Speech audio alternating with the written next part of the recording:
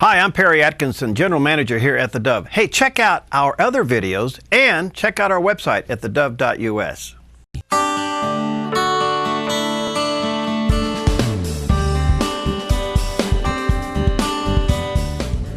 Well, welcome to Focus Today. I'm your host, Perry Atkinson, and have with us today Paul Aragon. He's an interesting gentleman. He's authored a book. I'm sure you'll find it to be one that will be very resourceful, called Breaking Chains. Hope for addicts and their families. And there's a picture of it on the screen. I understand you can get it through Amazon. Is that right, Paul? Yes, sir. And of course on Kindle as well. Paul is a former meth addict and the author of this book. He also works with Foundations for Recovery, and his story is a fascinating one, to say the least. But Paul, tell us about, first of all, your involvement with the foundation. Well, I'm a recovery coach there. And we work with addicts that are trying to get off drugs and alcohol, and it's a real honor to be able to do that. I'm a volunteer there. That's primary how that works in a Foundations for Recovery, because a former one helps one getting through it. You understand. Yeah, it's really nice when you actually have somebody that's by your side and coaching you through it and guiding you through it, because a lot of these addicts, they'll get out of rehab or they get out of an outpatient program and they're almost like an infant. Yeah. They don't know where to go, they don't know what to do. They've been given the tools of what to do, but they don't know how to do it on their own, and they're scared. Mm-hmm. And usually that leads them back to relapse. But at Foundations for Recovery, we actually take these addicts by the hand. We show them how to go to meetings. We'll take them to meetings. We'll show them how to use the computer skills. We'll help them find jobs. We'll teach them how to just how to deal with life on their own. And when you're taking an addict by the hand and actually show them how to do that, you're giving them hope. Mm-hmm. And we are a faith-based program. Well, I think highly of what you guys do and Doug's leadership there, and you guys have incredible success record. We do. Yeah, your numbers are really very remarkable. Now, you got a special event coming up May 22nd. What is that? May 22nd at Bobbio's Pizza at 11:45 a.m. You can get there at 11:30 if you'd like to speak with the director, Doug Gould. Mm-hmm. He will be sharing about the program in detail. On what it is, what we do, how you can be a part of it, and we encourage the community to come and be a part of that.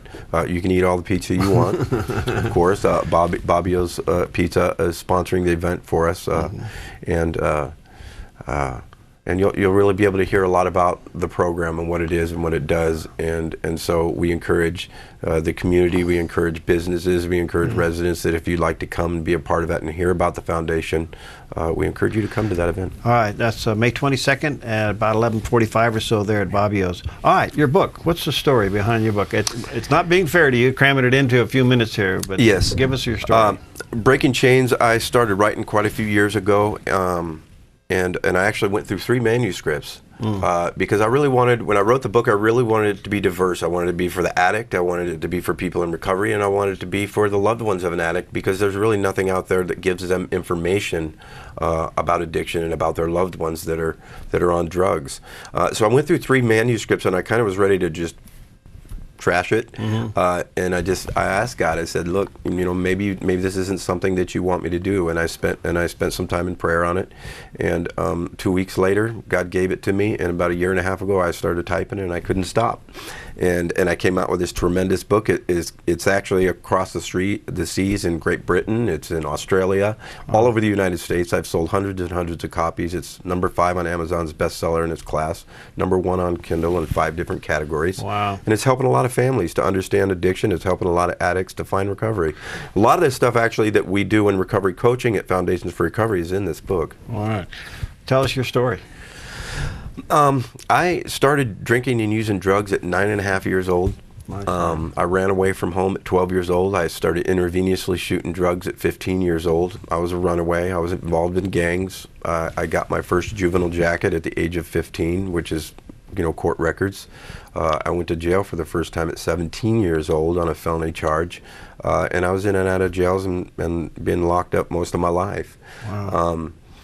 And one day I was looking at a very, very long prison sentence, and I just had a newborn baby, a 2-year-old PJ, and a newborn Jacob, and I got on my knees and I asked God, please God, intervene in my life. And I heard him speak to my heart, and he told me, he says, Paul, if you give recovery everything, if you give me and you give recovery everything that you give your drug addiction, I will not fail you.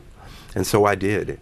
And since then, I'm coming up on 8 years and 3 weeks, days, nights, weekends, and holidays, clean and sober. And was it instant or gradual?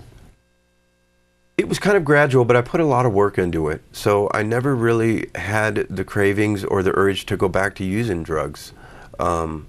I really wanted to pursue my life with God, and I really wanted to pursue the substance abuse field. So I went to school and acquired a lot of units in Christian ministry, 2 Christian certifications in substance abuse counseling, a CSAC 1 and a CSAC 2.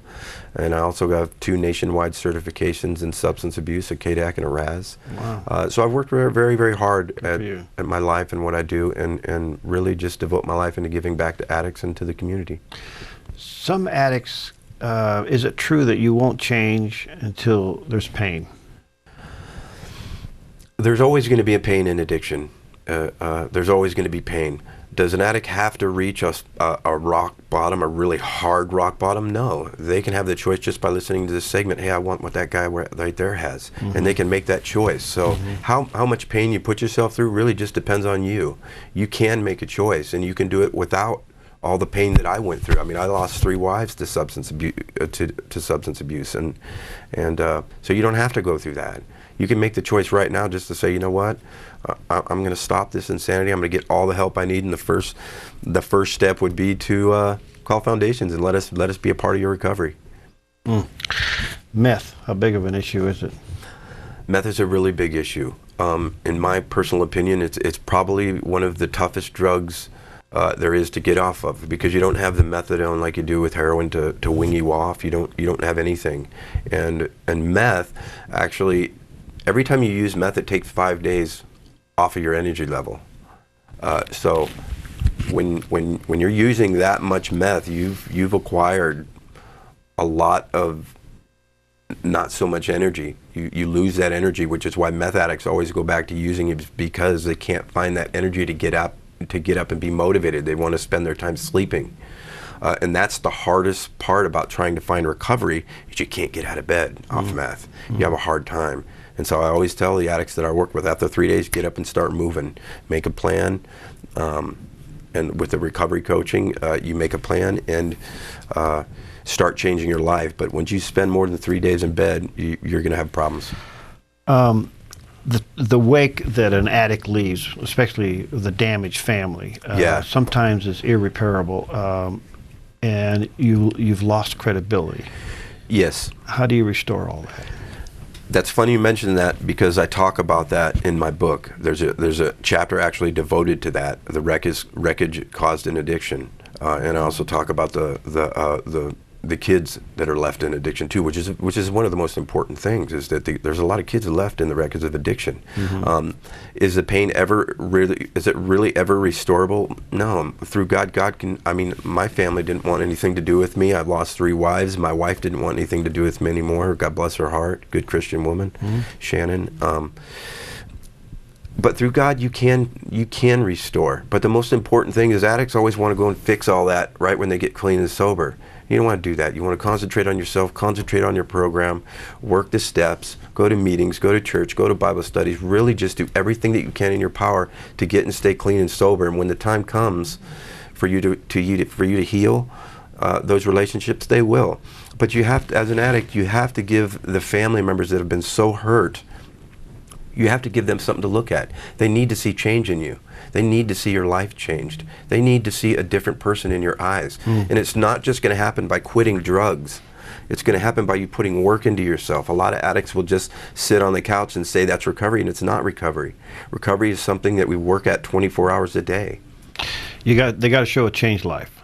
Yes. And a pattern. Yeah, but they got to do it for themselves. Yeah. Did your family get restored?